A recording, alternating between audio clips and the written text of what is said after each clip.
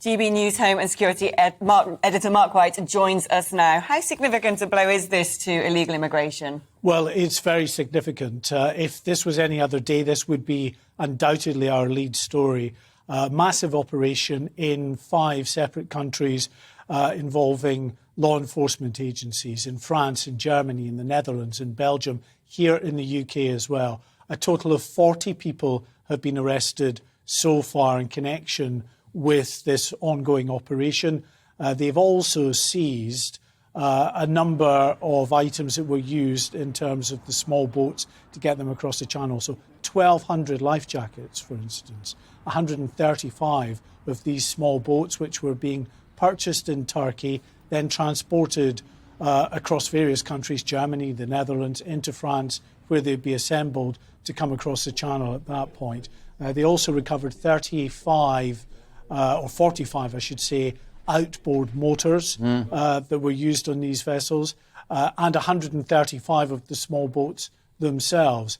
The Home Secretary, Priti Patel, believes this is a major blow against a very significant organised criminal network responsible for sending some 10,000 people across to the UK over the last 12 to 18 months.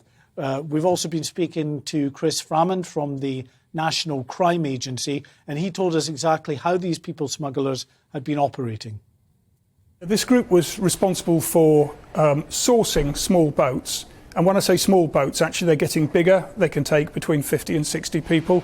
They were sourcing them from Turkey, bringing them forward and storing them in Germany in warehouse-type facilities. And then they were calling them forward to France through Belgium or the Netherlands in order to supply the traffickers on the beach, who would then load them in the boats and send them off in the direction of the UK. What strikes me about this, Mark, and this would indeed be lead story if there wasn't, pyrotechnics going on at Westminster, frankly, it strikes me that while politicians bicker, obviously huge tensions between Brussels and our politicians at Westminster over the Northern Ireland Protocol, all the rest of it, authorities, law enforcement authorities across Europe can indeed work together and are working together. A lot of our viewers will be happy to see that amidst all this political bickering. Will this really strike the hammer blow against this illegal people trafficking trade, though, that the Prime Minister and indeed the Home Secretary say it will? I think undoubtedly it will in the short term. That is a very good point that you make about the cooperation between these law enforcement agencies. There had been concern with our exit from the European Union that might not happen, that there would not be the close cooperation that there always has been. But those in law enforcement have really been at pains to try and reassure me and others that they've spoken to over the last couple of years that they would operate and cooperate, because it's in the interests of all these countries to do that. But in terms of your economics head, this will interest you in terms of what big business it is. So, yes, it's going to make a difference in the short term because the supply has obviously been interrupted.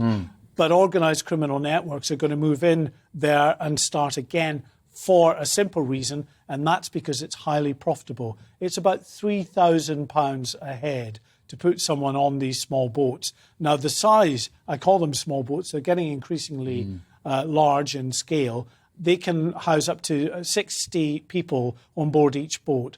So £3,000 a head, that's 180,000. £1.8 million. 180,000 per boat. Yeah. If you get 500 on a day coming across the channel, not uncommon, £1.5 million a day. And of course, when we get into the quieter summer months in terms of it being calm in the channel, you're talking thousands of people coming across each month. So each week, I should say. So it's very, very lucrative for the organised criminal network. So this group that's been taken out, according to law enforcement sources today, I'm sure will be replaced in the coming weeks by other organised criminals.